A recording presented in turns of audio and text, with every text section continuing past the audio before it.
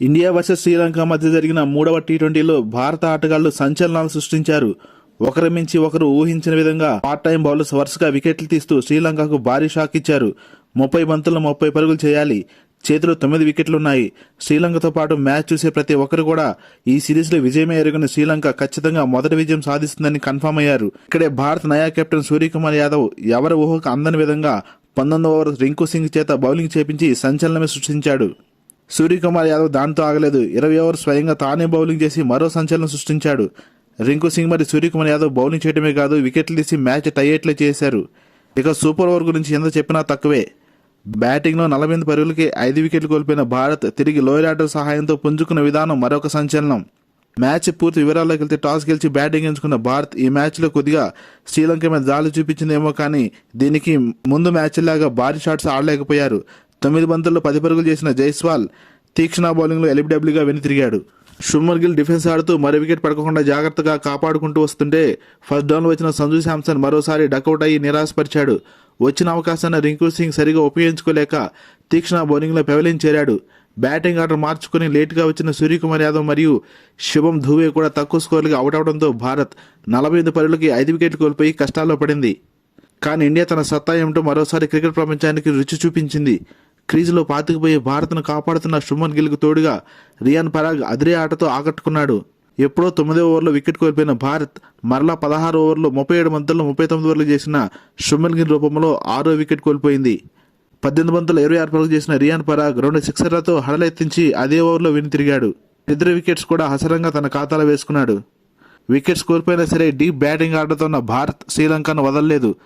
చివరిలో వచ్చిన వాషింగ్టన్ సుందర్ 18 బంతుల్లో 25 పరుగులు చేసి భారత్ బ్యాటింగ్ స్థాయిని రుజువు చేశాడు. సుందర్ని తీక్షణ బౌల్ చేసి శ్రీలంకకు ఊరటనిచ్చాడు. భారత బ్యాటర్స్ అసమాన పోరాటం మరియు శ్రీలంక అద్భుత బౌలింగ్ మధ్య జరిగిన సమరంలో భారత్ 20 ఓవర్లకు 137 పరుగులు చేయగలిగింది. సునాయాస లక్ష్యాన్ని అందుకునే క్రమంలో శ్రీలంక ఓపెనర్స్ పాతున్ నిశంక మరియు కుశాల్ మెండిస్ అద్భుతంగా ఆడారు. కొట్టాల్సిన రన్ రేట్ తక్కువగా ఉన్న కారణంగా స్లోగా ఆడినప్పటికీ వికెట్స్ కాపాడుకున్నారు. 27 బంతుల్లో 26 పరుగులు చేసిన నిశంకాని రవి బిష్నాయ్ పెవలిన్ పంపించాడు. ఓపెనర్ కుశాల్ మెండిస్ మరియు ఫస్ట్ డౌన్లో వచ్చిన కుశాల్ పెరీరా జంట చక్కగా ఆడుతూ మరో వికెట్ పడనీయకుండా జట్టు స్కోర్ను 15 ఓవర్లకు 1 వికెట్ నష్టానికి 108 పరుగులకు చేర్చారు. శ్రీలంక చివరి 5 ఓవర్లలో కేవలం 30 పరుగులే చేయాలి.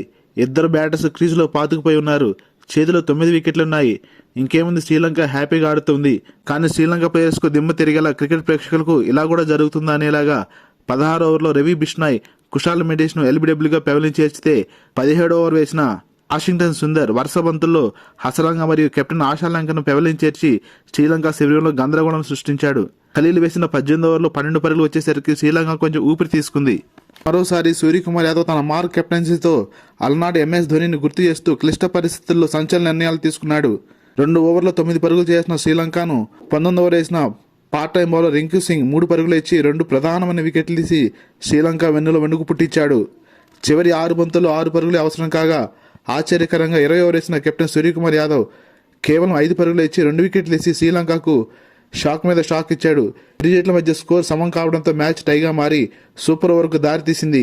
3 బ్యాటర్స్ మాత్రమే ఆడే అవకాశం ఉన్న సూపర్ ఓవర్ వేసిన Indian sensational allrounder Washington Sundar 3 బంతుల్లో కేవలం 2 పరుగులు ఇచ్చి 2 వికెట్లు పడగొట్టాడు. కేవలం 3 పరుగులే కొట్టాల్సిన భారత్ సూర్యకుమార్ యాదవ్ తన మొదటి బంతినే బౌండరీ కొట్టి భారత్ను ఛాంపియన్స్గా నిలిపాడు.